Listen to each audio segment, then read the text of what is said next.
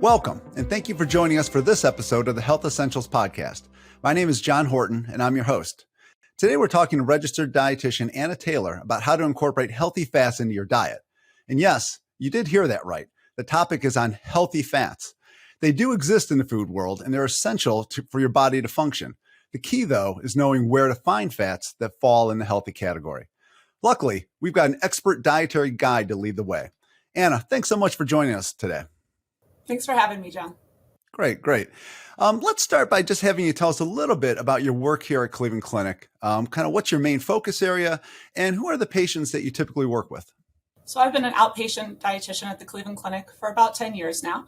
And so that means that I work with everyday people about everyday health issues, people who are really motivated to change their health through changing their diet.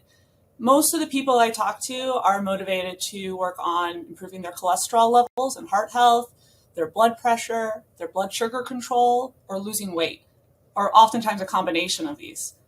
Now, I do have a specialty certification in diabetes care and education, but I see people for just about anything when it comes to nutrition. I'm also the lead dietitian for the outpatient group, which basically means I support the manager as well as my fellow clinicians just to make sure we're doing our best work every day. Wow. Well, that sounds like it must keep you really, really busy, Anna. So let's get today's conversation going with a pretty basic question.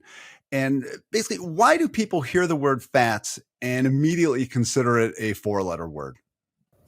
I think that just, old rumors, they just never die. And so several decades ago, there was a lot of information coming out about fats being bad for heart health and that we have to avoid fats in order to improve our heart health and improve our cholesterol levels. It was decades ago. And since then, as nutrition is a science, we've learned so much more about heart health as well as how nutrition affects our heart and our cholesterol levels. And we found out that it's not so black and white. Nutrition rarely is. It's not an entire group of a nutrient that's necessarily good or bad. So it's a lot more complex than that. Okay. All right. Well, it does seem like a lot of food talk is often focused on the negative when it comes to fats. But the reality is that we need fats in our diet, right? Yeah, we do. Fats is an essential nutrient. What that means is we have to get it from our diet in order to maintain good health. So fat is used for a lot of different things in our body. It's required in order to be able to absorb certain nutrients like vitamins A, D, E, and K. It helps with temperature regulation. It helps with regulating production of hormones in our body. And it's a really concentrated fuel source. In addition, certain fats are actually going to support improved heart health and lower bad cholesterol levels and fight inflammation. See, I don't think most people would think that. You think fats and you think, ooh, I got to stay away. So it does sound like you get a lot of benefits from them. But maybe we should have started here, but let's kind of cover it now. I mean, what exactly are dietary fats? So basically, there's 3 main good calorie sources for humans. We have carbohydrates, we have proteins, and we have fats. And these are all essential nutrients that we need to have in our diets in order to support our overall health. So of the 3, when we talk about fats are broken down into 4 different kinds of fats. 2 of them are healthy fats, and 2 of them are unhealthy fats or bad fats. So you've got a 50-50 shot at getting the right one. Exactly. All right. Are there guidelines regarding the amount of fats that you should eat in a day? Sort of. For the bad fats, there's definitely recommendations. The American Heart Association recommends limiting saturated fat, which is one of the 2 bad fats, to no more than 5 to 6% of your total calorie intake. What that really translates to is somewhere between 7 grams and 13 grams of saturated fat for a whole day. That's based on a 1,200 to 2,000 calorie diet. Now, at first glance, that thing's, okay, a budget. I can handle a budget. But saturated fat is found all throughout the diet. For example, 1 tablespoon of butter has about 7 grams of saturated fat in it. That would be a whole day. Yeah, it could be a half to 100% of your daily intake for saturated fat. 1 ounce of cheese, which is about 1 deli slice of cheese, has about 6 grams of saturated fat in it. Again, these 2 things together, we got 13 grams of saturated fat right there, and we're well through the budget for a 2,000 calorie day. Then we also have very firm recommendations for trans fat. For trans fat, the recommendation is 0 grams for a whole day.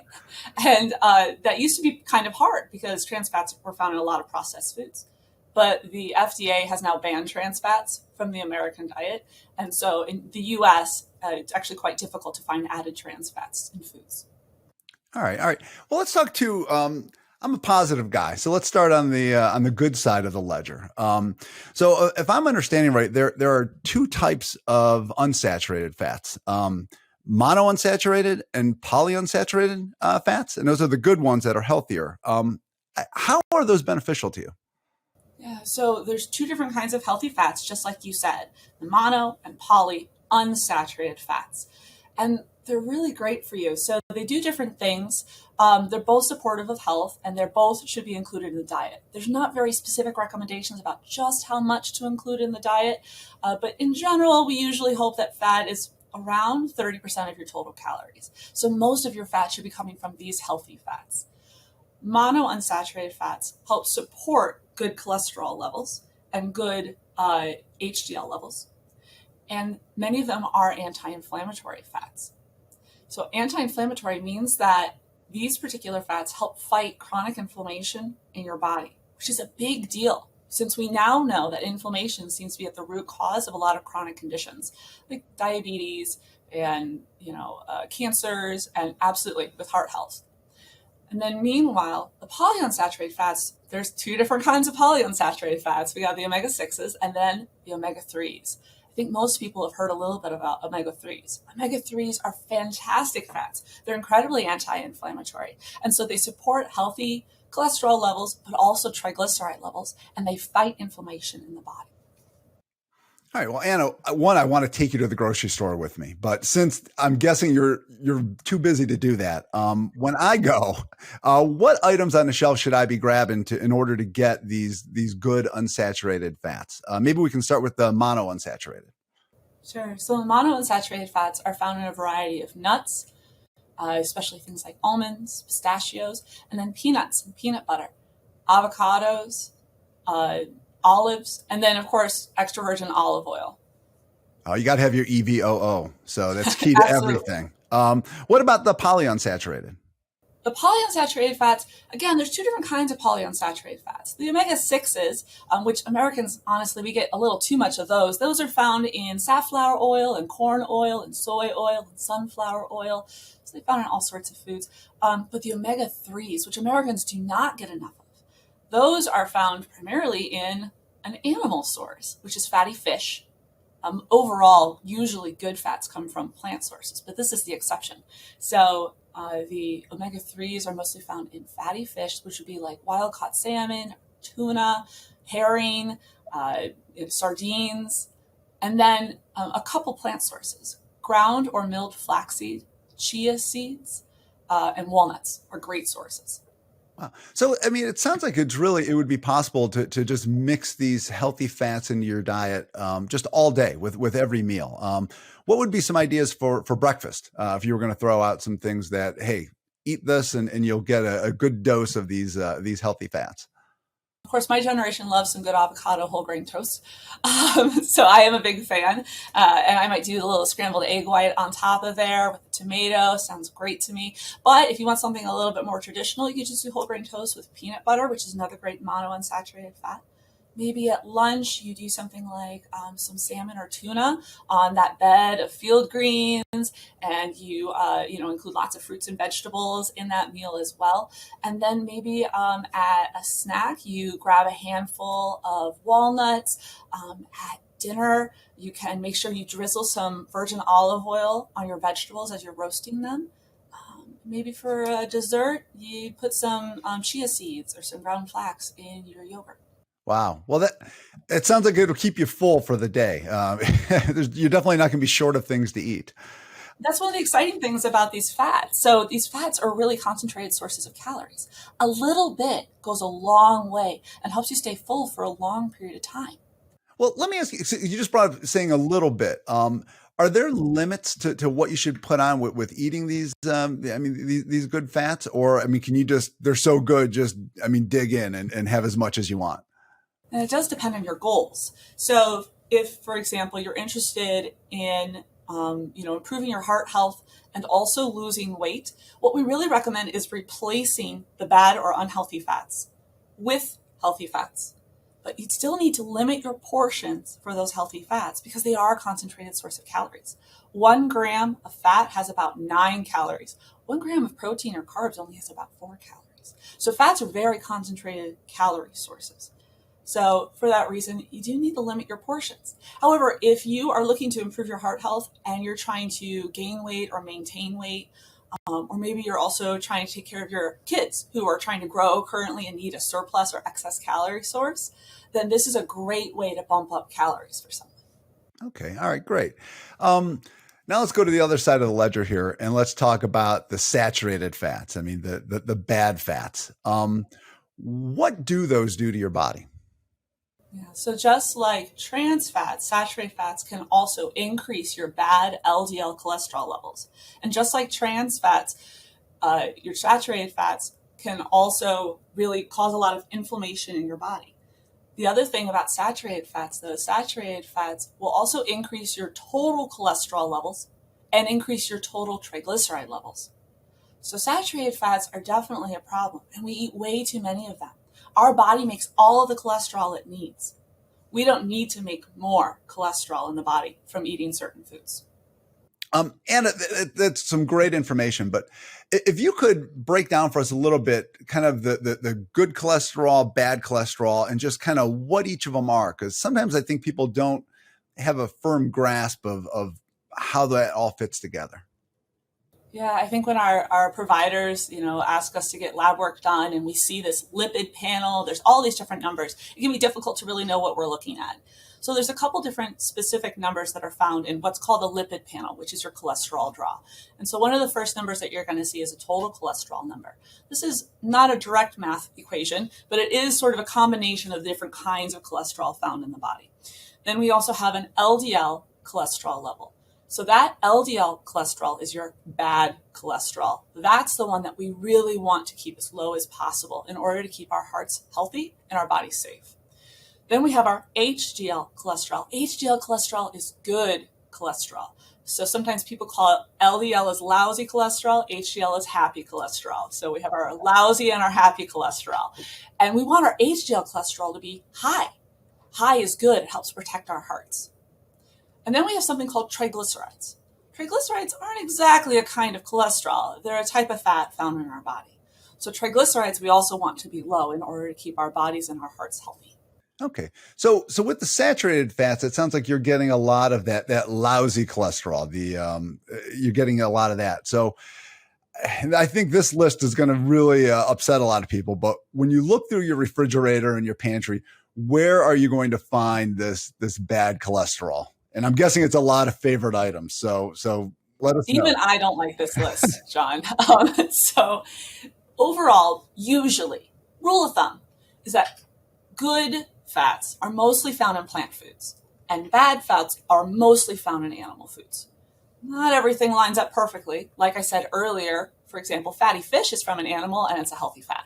But most saturated fats come from high-fat animal foods. So mostly it's from high-fat meats and high-fat dairy foods. Examples of high-fat meats would be things like salami, bologna, sausage, kielbasa, bacon, fried meats, fast food, high-fat burger, high-fat, pork cuts like ribs, for example. You've just hit like most of my menu for this week. They're tasty foods. Fat tastes good. It feels good in our mouth and we love the taste of it. It's also very filling. So people really like to have high-fat foods. But then we also have the high-fat dairy foods. Those are also really high in saturated fat. I mentioned butter earlier, but it's not just butter that's a problem that's high in bad saturated fats.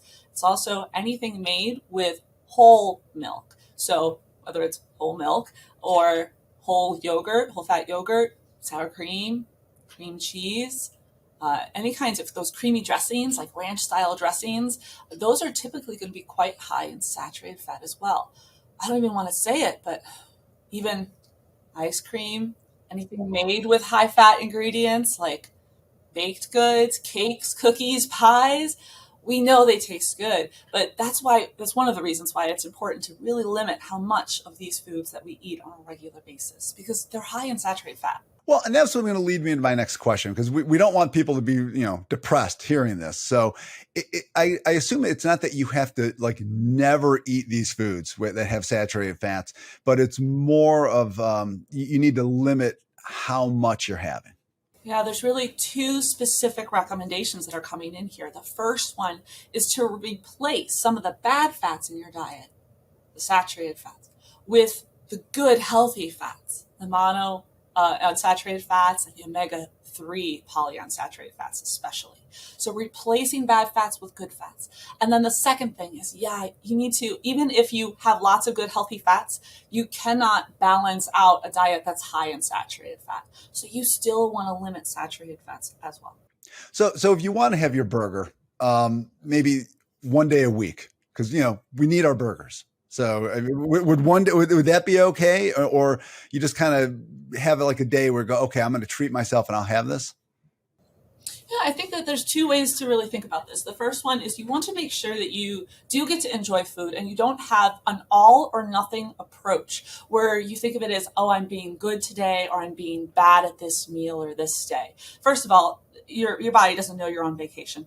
So it won't be, protecting you from the damage that particular meal or day would cause. So there needs to be balance in the diet. And I agree, no one needs to be a perfect eater. The other thing to keep in mind here is that there's always a better choice. So for example, if you love to have a burger, once or twice a week for red meat consumption is often considered acceptable. But what kind of meat are you using for that burger? If you really want to have a beef hamburger, a traditional, made from beef hamburger, then you can look at a leaner cut of ground beef. For example, 95% lean ground beef instead of the typical 80-20 that you usually will find on the shelf. Okay, you had talked too about substituting. So let's roll through some of some things you could do. So if you're used to having a burger a few days a week, what could you sub in for that? Just to get the same sort of feel, but not the bad the bad cholesterol and the fats that you're going to get out of it. I mean, one of my favorite things to do is instead of choosing red meat, like beef or pork for the certain kinds of meats, I might end up choosing like chicken breast or turkey breast. So I might make a burger out of ground turkey breast. I'll tell you, anyone who's made a burger from ground turkey breast and they're used to hamburgers, the first thing they're going to say is, oh, but it's dry. It's not that it's dry, it's that it doesn't have as much fat in it. But there's lots of good ways to make something juicy and taste good without adding saturated fat to it. So I might make a turkey burger made from ground turkey breast. And then instead of adding, like cheese to it, mayonnaise to it, and making more, of those added fats, I might do something like avocado slices and then a tomato slice to add some moisture to it, lettuce, maybe some pickles, making a different kind of moisture content, and then making sure that I've seasoned the meat. And that's a great way to make sure that there's lots of flavor still in that burger and that I get to enjoy it. All right. Now, what about dessert? Now, you had mentioned ice cream. So if you want to move away from that high fat, just bad fat ice cream, what can you sub in instead? Well, everyone's going to hate me for this one, but it's absolutely true that sometimes we're just looking for something sweet. And there is luckily an entire food group of food that is naturally sweet, tastes great, and is affordable, and it's fruit. So, of course, I don't actually think that, okay, instead of having a bowl of ice cream with a brownie in it, go ahead and just eat an apple. But instead, what can we do with fruit to help balance out our diet so that we are able to eat an eating pattern that supports our overall health? If you're having a cookout, has anyone ever tried, instead of doing a big old scoop of ice cream or a couple scoops of ice cream afterwards, you grill up some peaches, and then you have that with a scoop of low-fat ice cream. And now we have some balance there. Or if it's the fall time, you really want to do like an apple dumpling sort of thing. Has anyone ever tried doing baked apples with cinnamon and clove, ginger? And again, maybe you put some raisins in there. Maybe you do a small scoop of a low-fat ice cream or something with it. But there's a way to balance things and find ways to enjoy food and really taste things and enjoy sweets even without necessarily eating so much saturated fat. Well, it sounds like this is actually an opportunity where you can really expand your diet and experiment a little bit with what you're making and eating, and really kind of diversify it a little bit. Absolutely. And I think that that's so often what we fall into, just like you were saying at the beginning, John, oh, fats are bad. I think it's so easy, especially in the United States, we like to focus on what not to eat, what not to eat, what not to eat. But what about what to eat? If we're filling up on foods, healthy foods from actual food groups, then we're not going to always be craving these processed foods. Our taste buds are sensitive to change. When we're born, we don't even have a taste for salty things, for example. We develop it over time. And just in the same way, if we change the way that we're eating and we fill up the diet with good, healthy foods, then you're not going to be missing out on some of those not so great, unhealthy foods or more processed foods. And there's always a place for a small amount of those foods, as long as the foundation of the diet is solid. It sounds like it's just a matter of rethinking how you're eating. Absolutely, and balance, I think, is key. It's just the problems is when we talk about variety and balance, there's such vague concepts that without a little bit more direction, it can be hard to try to follow.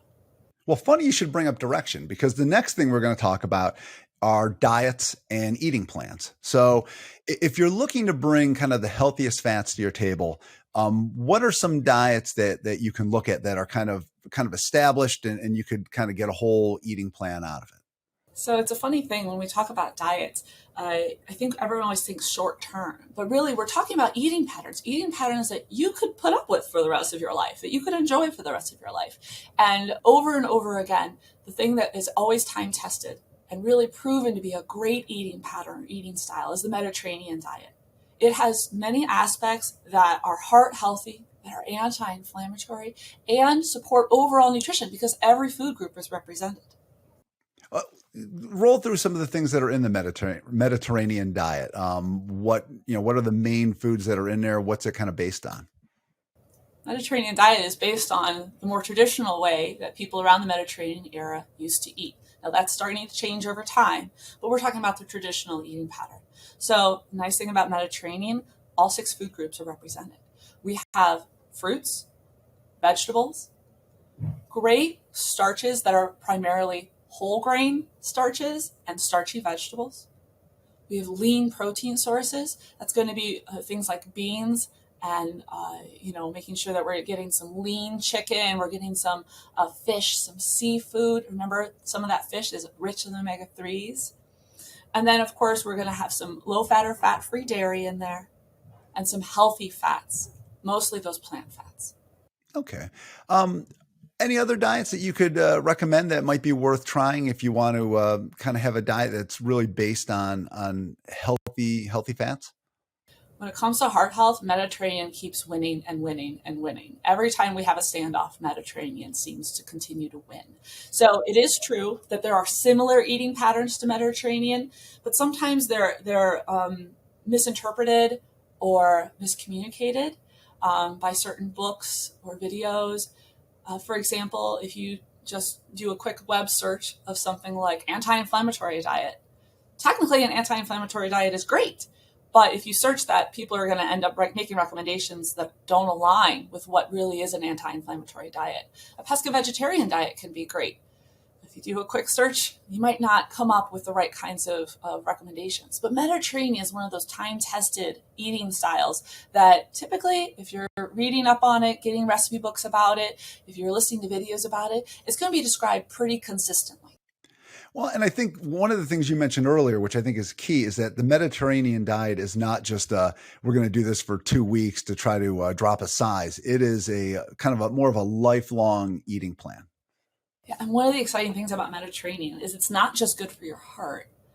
Over time, it does create some weight loss. It's not the fastest weight loss plan out there, but at the 1-year mark, it has comparable weight loss to a lot of other of those fad diets that, let's not lie here, probably only be able to follow for a couple months anyway, right? So that's definitely something that I think is great about the Mediterranean diet, is that it is sustainable because it's realistic and has those variety of foods. All right. When we were talking about the Mediterranean diet, boy, that word just does not flow out easily. So try being a dietitian. So when you're talking about the Mediterranean diet, heart disease is what comes up a lot with that. So how important is managing fats for your heart health? I mean, does it really make that much of a difference?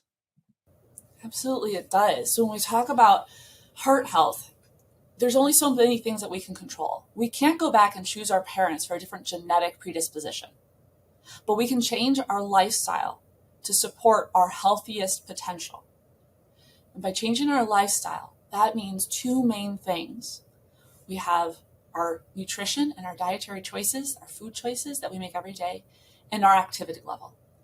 When we talk about our food choices, one of the most important things we can do for heart health is to decrease saturated fat intake and also increase fiber intake, which is found in plant foods that are rich in the Mediterranean diet.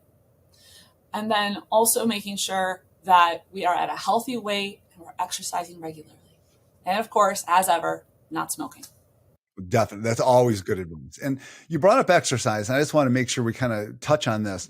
I've read where you cannot out exercise a bad diet. I mean, is that a truth there?